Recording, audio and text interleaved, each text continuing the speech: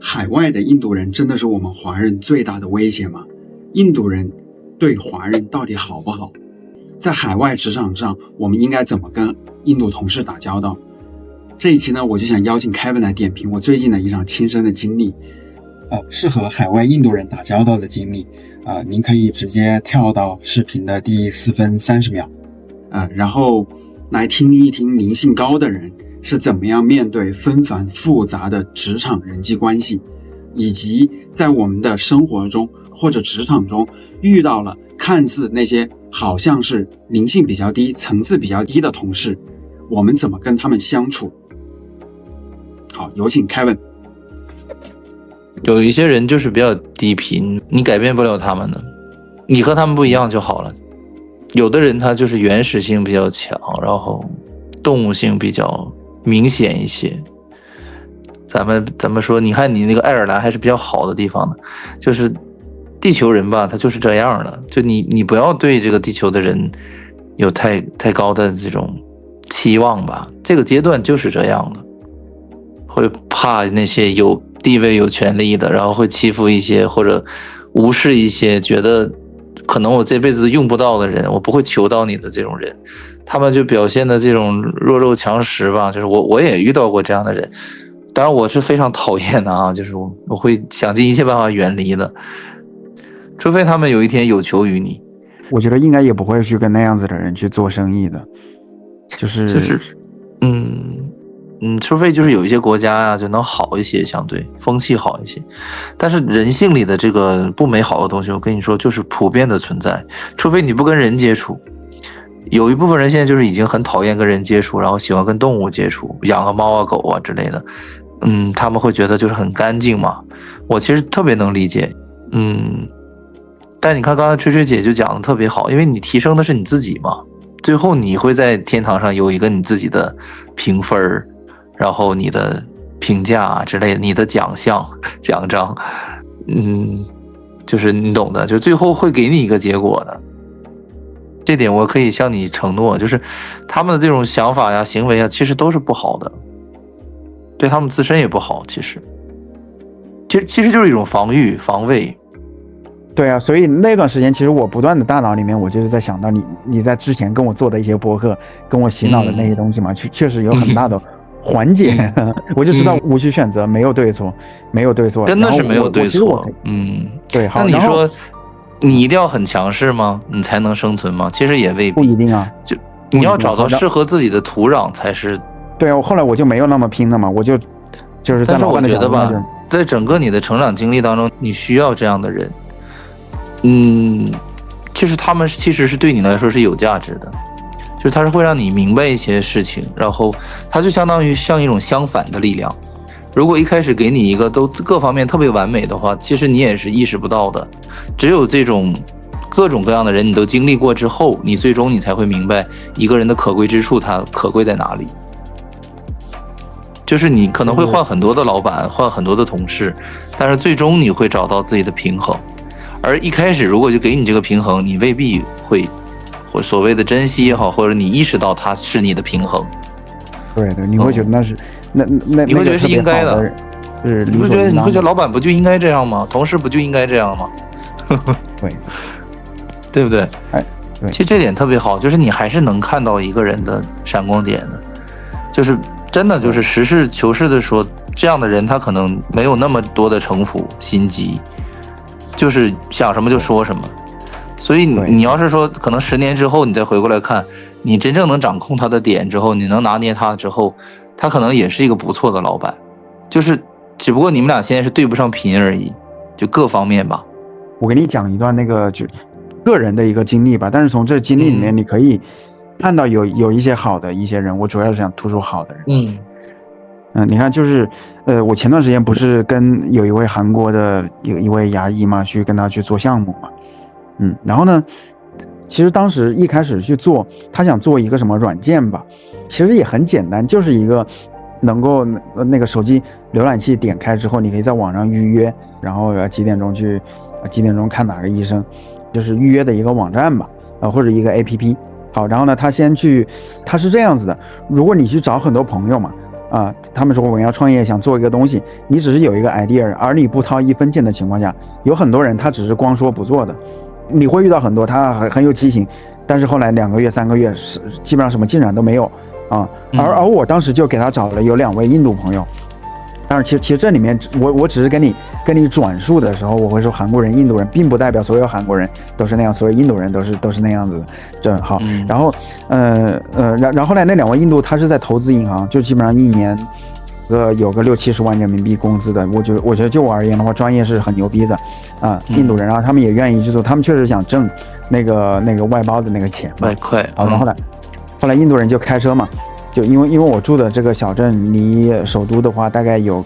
个120公里，对，然后他们就开车几个小时，然后过去。后来韩国人，我其实我把细节都给省掉了。要不然你再简练一点了，不要太多的细节，好不好？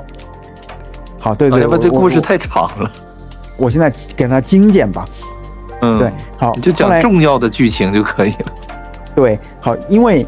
韩国人他在说的时候，他并没有说清楚到底我们是合伙人不拿工资后面拿分红，还是说我得给你多少钱。所以后来印度人他去做的时候嘛，那肯定就是那种就是业余有时间就去做嘛。但是好歹2个月的时间嘛，就是有时候中间有断续，但是给他做出来了有一个成品然后最后印度人就说那我们得去跟他谈一下价钱的嘛。最后我们就是各种各样的去调研吧，就调研到了一个比市场价大概有市场价70%左右的一个价位吧。然后我就跟他报价了。然后韩国人他先说可以，他说可以的时候，我跟印度人都已经谈好了嘛。因为这件事情其实我知道，我并没有从事什么开发的东西，我只是给他相当于给他介绍，负责协调沟通嘛。主要的活都是印度人干的。然后呢，后来我就说那你们给我2000欧元的辛苦费。然后剩下的话谈了多少钱的话都是你们的但是印度人他让我说的真的是很感动。他说就是说我们总共3个人嘛，我们是一个小的团队，然后一个人各拿1/3，所以我就说印度人他真的很团结。过了1个星期之后呢，他又变过来，他说你让你那2位印度朋友暂停不要做，我不是特别熟悉他们，但是我很信任你，我希望你能够加入全职去给我干。然后呢，大概值个多少钱？好，然后这个时候我心里面我就很愧疚了嘛，我就在想那完了，我怎么跟印度朋友解释呢？然后后来韩国人他不断的就在我面前又说，哎呀，你那朋友他当时做的不行，你看他做2个月，他做的又慢。后来我找一位大学生用 AI 去做，他2个星期就给我做好了。就是你看那人他怎么多牛逼啊？他各方面能够引领我。好。我那么一听的话，我就知道其实他说的不够客观嘛。但是后来我就在想，那我怎么跟印度人解释呢？这个事情我应该给他多少钱然后后来让我比较欣慰的是什么呢？就韩国人还是说愿意给他们2000欧元，但是印度人说其实他们做这个事情主要是想帮我，算是我灵魂上的一个升华吧，我们不要你的钱。那2位印度朋友真的是做人的话还是非常团结，然后非常的讲义气吧。非常的高尚，而且他们自己薪资也很高，可能也就是不是很在意这个东西。就是其实这个东西就是你当成一个很好的经验，你去提炼吧。其实你要是说在社会当中做事的话，你会发现很多东西你需要去沟通、协调、确认、确保，然后其实就是这么多变而复杂的我只能说有些东西就是你的火候还不够，所以说有些东西你经历到了，你就会明白，其实是很复杂的。只不过这些人相对来讲还比较平和，或者说都比较对吧，开朗一些。包括你的老板，包括你印度朋友啊，没有说特别很计较那种的，都是比较开明的。其实很多事情吧，你经历过，你就会明白，有些事情要明确一些的，而且。不能是就是说都是你以为的，或者你计划着怎么样，实际这个事情它落实的时候，它都不是这样的。包括你老板，其实我觉得他只是说看重结果，他不管你这些过程啊，有那些理由啊，有些原因，就是他这些东西他都不在意，他只想，就像你说那个人用 AI 做的，他就觉得很厉害啊，或怎么样。其实这些心理活动，你应该去理解他，就是他。不在意那些过程，他只看的是结果，而且你以后会遇到很多人，你会发现其实都是看重结果的，就是大家不会给你一个时间去过多的解释啊，或者听你讲这个故事啊来龙去脉的，就是绝大多数的人我觉得都是看结果的，尤其是老板。所以如果你在结果上能够有引导性或者压倒性的话，或者你的能力能够让这些事情不出问题的去完成，高效的完成，其实就是你的价值所在，而不是说你的技术或者多厉害啊，或者你的怎么样那些东西。就是真的是出发点不一样。因为这件事情我是没有立场的嘛，对吧？我也不认识你们任何一个人，就是没有完美的解决方案，只能你是谁拿捏谁，或者说谁能满足得了谁吧。他确实是很挑剔，难以满足，你就从中学到经验和教训，你以后遇到类似的问题，我觉得你就会有一个更优解更好的解决方案，就不会去让自己处于那种左右为难，对吧？我怎么面对我的朋友啊之类的这种的东西，从源头上去尽量去避免他们。相对来讲他们还是比较好的人，比较不错的人。其实真的很难。我不知道你接触这个社会多长时间，就是工作这件事情，咱不说工资多少或者干的哪一种工作，凡是工作你就会发现有一堆焦头烂额的破事儿，就是要去处理。然后当然肯定不是每个人都能处理的非常完美，也要有取舍，有的时候也得放弃。但是我就是觉得其实原因肯定外部是有的，但是我们内部的原因也不见得就是完全没有，这个东西都是同时存在的，永远是同时存在的，只不过就是比例的多少而已。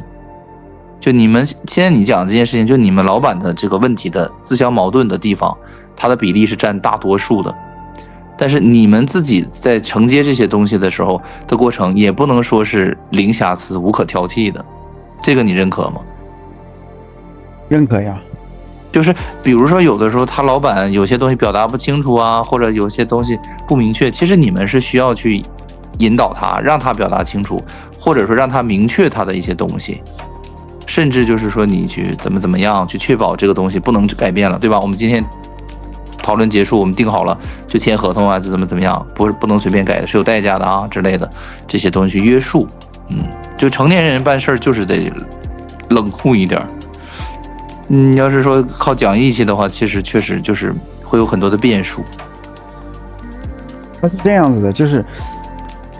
是作为如果是说非常专业的一个程序员吧，他其实说话是就是怎么说呢，说的越少越好，就有一些比较细节的东西你不需要跟老板解释，就直接给他看演示了。然后第二的话，他说要怎么做哈，那就直接去相当于拿个小本本给他记上嘛，啊，这样子。然后呢，如果是说他想怎么做的话，我会告诉他，如果你真的是想坚持要这么做的话，他那个代价是多少，然后后面的话像那些有一些故事啊，来龙去脉啊，就不需要跟他说了，除非是说万不得已你看到有2条技术路线，每一条都会各有利弊的话，就稍微跟他解释一嘴，不然的话他说好，他说什么你都说好。然后也不用告诉他，也不用告诉他，其实你如果这样做的话，你会有很多的隐患，因为根据有一些人的话，他不喜欢听不同的意见，他认为他已经想出来的那个就已经是最优的，好，那就给他最后就做出来了，这是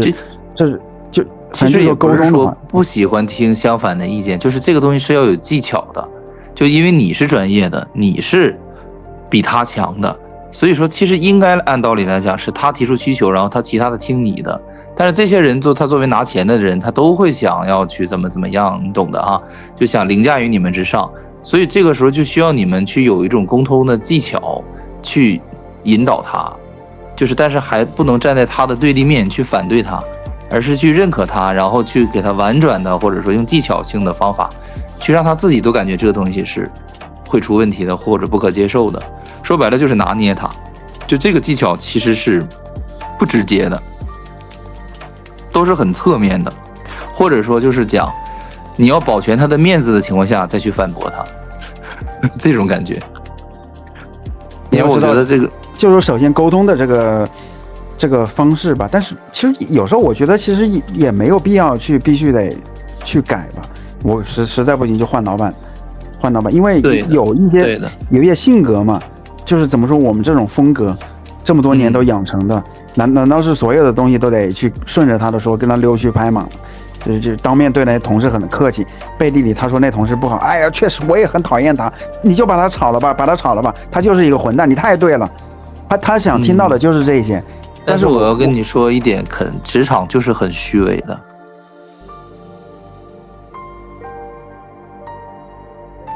这是一个事实，就是赚钱这件事情本身就是充满了虚伪的，要不然你就不赚，要不然你就很虚伪的去赚。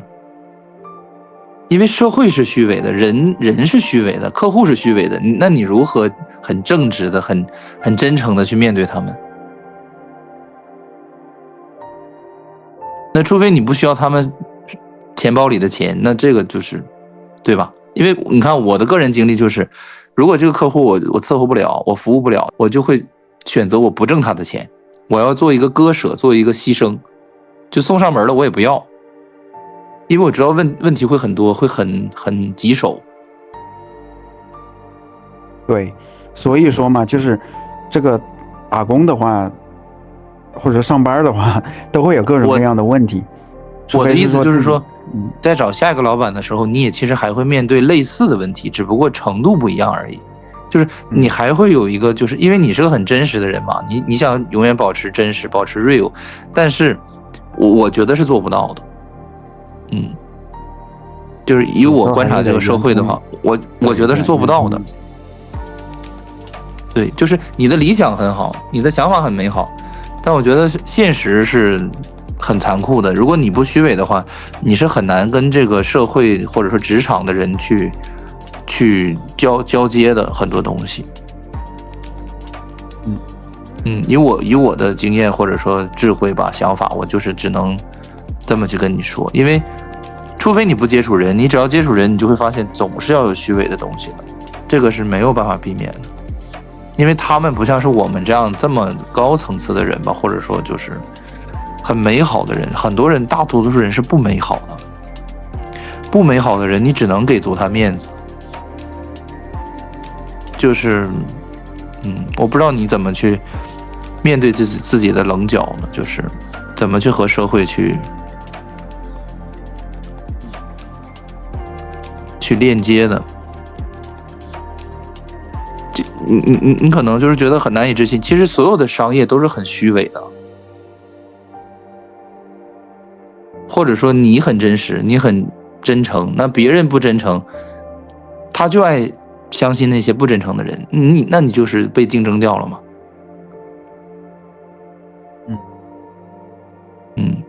就你真诚，其实面对自己就可以，或者咱不能睁眼说瞎话，黑的说成白的。但是我觉得有些东西，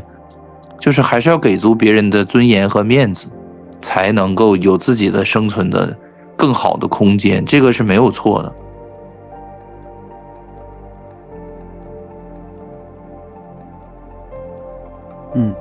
就你根本不可能在职场做你真正的自己，哎呀，这个我觉得是不可能的，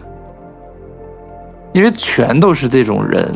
真的不是一个两个，是大部分人都会这样的。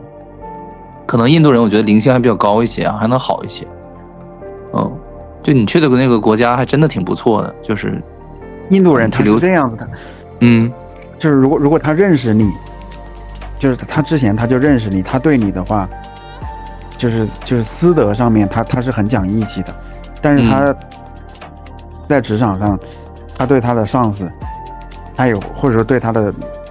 就是不是一个阵营的同事的话，也会但比中国人做的更加的那个圆通，或者说圆滑。你看印度人当时那个就是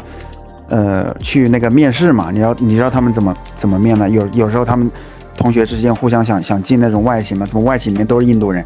就是第一的话，他只要有任何一个机会嘛，听说要招人，马上就把他那个同学脑同学或者脑家的给推荐过来。但是推荐了之后呢，那就是首先他不需要任何，就是他推荐的时候，他是那种完全是说那种就是无私的那种心态嘛，也我说我推荐之后你要给我多少钱，你对我感恩戴德，那个倒没有。好，然后呢，然后推荐之后，那不是还要通过他那公司其他部门的面试吗？面试之前嘛，他把所有的那些提纲可能问的那些问题，通通都告诉他，或者6个同事一起帮他做。我懂，你之前提过就互相帮忙嘛，就是那种。对呀。然后我懂，这样子进去了之后呢，那互相他们都是自己人嘛，然后呢，那个就是叫什么沟通的成本就很低嘛，然后一块做事。哎呀，真的是这样的。我们都不是含着金汤匙出生的，所以说你作为一个普通人，你就是要有自己的生存之道呢。这个东西就是很现实的呀。这是一个团体当中，这是一个多方利益的共同体。所以就是我想表达的就是身不由己这种感觉，你在职场当中一定会经常面对的，而且你就是要逢场作戏，你跟别人去聊这个同事的优点，那个同事的缺点，你不愿意聊也可以，你也可以用自己的技巧去避开这些东西，这些都是没有错的。因为职场就是相当于猎场一样，就是一个获取猎物的、获取生存的货币的一个空间而已，它不是一个真诚的交朋友的、谈感情的等等等这样一系列的东西。它的性质已经决定了，它就是一个虚伪的、戴着面具的一个这样的一个场合。而且我跟你讲的就是商业的本质，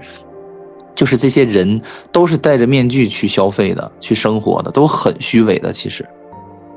就我觉得各行各业都是这样，可能除了一些纯刚需的，就是我生病了我要做手术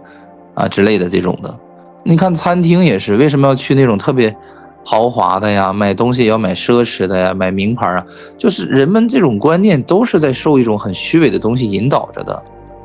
所以其实我们都是这样的，你虽然再清醒，你也是在这种当中生活着的。所以这就是规则，这就是生存之道。我觉得你必须要去学会虚伪的面对职场这些人事儿。就是你认为的对与错其实都不重要，重要的就是这个结果能不能成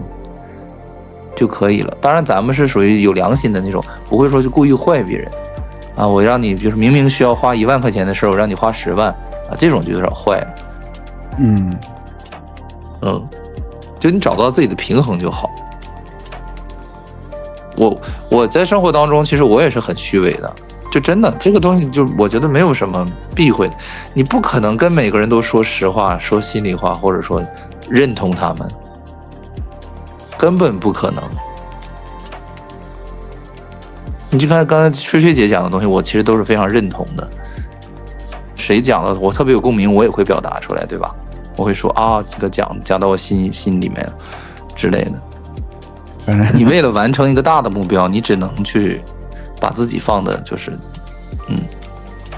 圆滑一些吧，不是说低一些，就是圆滑一些，因为你是为了完成一件事儿。就比如说你之前这个老板，当然以后也会别的老板，就是你能赚到他的钱，这就是你的本事。当然咱不是说要不择手段的或者去坏别人的那种赚到，就是说你能把这个事情从一个不可能或者说变成很难完成，你能给它完成了，这个就需要你巨大的能量和能力去促成。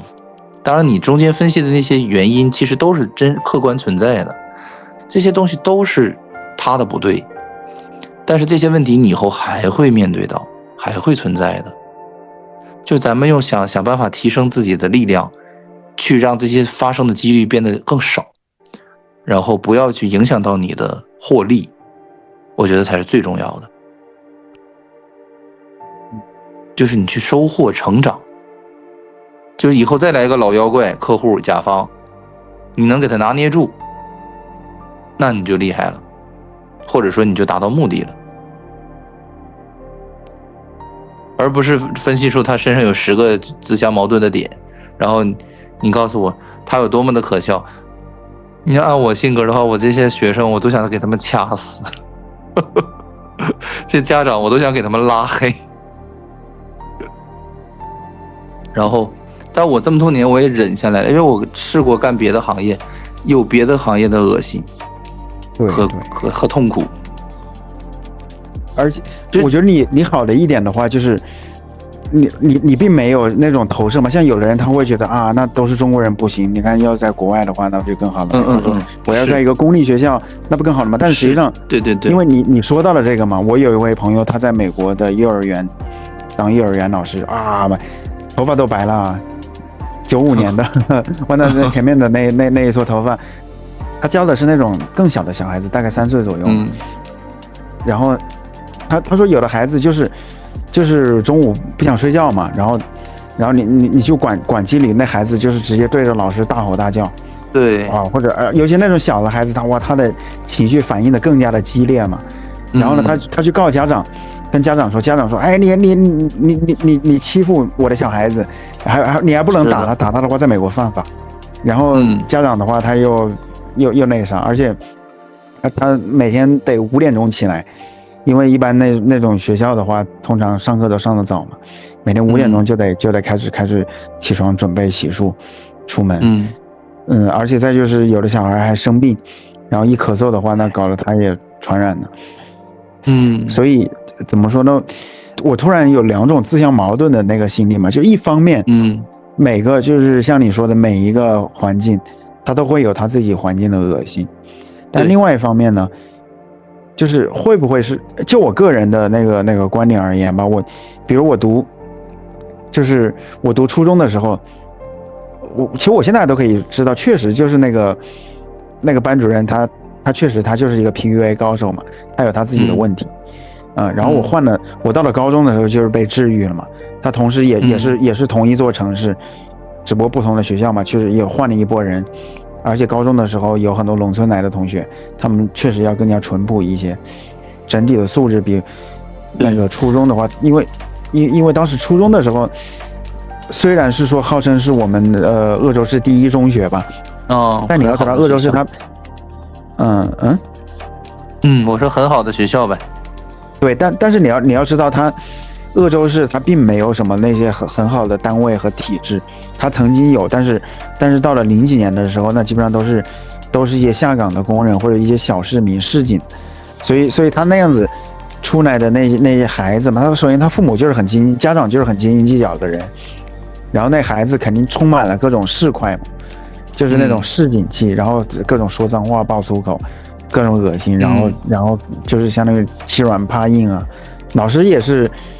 本身工资也不高嘛，然后就反正其实都是相通的，就跟上次那个福州的那小伙他说的，其实都也是类似的。然后，我想说的是说后来确实是说换了一个环境之后，我吸取了初中的教训嘛，高中的时候，整个跟那些同学之间互相，那我觉得整体，反正就是说那个体验要确实更好很多。然后是这样的，没有完美的，真的没有完美的，只不过就是忍受程度从10到5到3到0.1，就是这个区别而已。你接触任何一个人，你都会有忍受他的地方，没有真正的完美存在的。就你怎么看待这个世界、这个社会，都是客观的。其实你任何讨厌的人，他都有他讨厌的原因，这个都是客观存在的，没有无缘无故的讨厌。但是问题就是说，你作为一个人，你社会性动物，你接触这个社会也好，你赚钱也好，你接受社会的服务也好，你看透了就好了。其实就是为什么我会说想离苦得乐呀，想出离轮回，因为我已经看透了这个世界的就是这样了。你换一个国家，换一个新西兰，换一个瑞士，肯定会更好，我承认什么都会更好，提高一个维度，但是它也不会是完美的，都是会有找到一些问题的。对，真的没有完美的，顶多就是说哎呀，一个是10天心情不好一下，一个是1年心情不好一下，就是这样呗，对不对？你再好的2个朋友也会有意见不合的时候。所以我觉得你面对这个社会吧，你就是要去接受它。其实我之前也跟你讲过的结论了，社会就是很糟糕的，人类就是很糟糕的。很多人就是逢场作戏，职场上逢场作戏。因为逢场作戏不是说他们非得要逢场作戏，他们就是这样的人，他们就是喜欢虚伪的和接受虚伪的人。你能明白我的意思吗？就是他们不需要你说实话，他们不想要你的真心，他们要的就是你的一句赞扬而已。或者说就像很多人发朋友圈，他们就是想要你的点赞，你发朋友圈的目的你就是想让别人点赞，否则你就不会发。你能明白这个动机吗？就你的朋友圈里是不是会有很多人发，对吧？各种各样的风景啊、人生啊、哎呀作品啊、荣誉啊，他想要的别人就是点赞嘛，大部分啊，就是希望获得别人的认同、认可、夸奖嘛。没有一个人说我发一个东西想得到别人的一个嫉妒、一个仇恨，对吧？所以说朋友圈也是虚伪的，都是虚伪的这些东西。你只要涉及到人际交往，你最终会发现其实大部分都是虚伪的，大部分都是虚伪的。那我们应该怎么样做呢？好，非常感谢啊，我们会在下周更新，请订阅支持一下吧，让我们幸福喜悦吧。因为我们如今正在经历的疯狂实际上是一种幻象，它逼着越来越多的人觉醒。可是呢，我们也要同情那些没法觉醒的人，因为世间的种种现象啊，造成了我们个体与灵魂的分离。我们会在螺旋上升的水晶上继续我们意识的进化，我们正在获得内心的勇气，将自己交给了灵魂，迈向了完全未知的领域。我是谁？我来到这个世界上究竟要做什么？进化的新阶段已经开始，意识到无限的爱会让我们开启一场前所未有的灵魂旅程。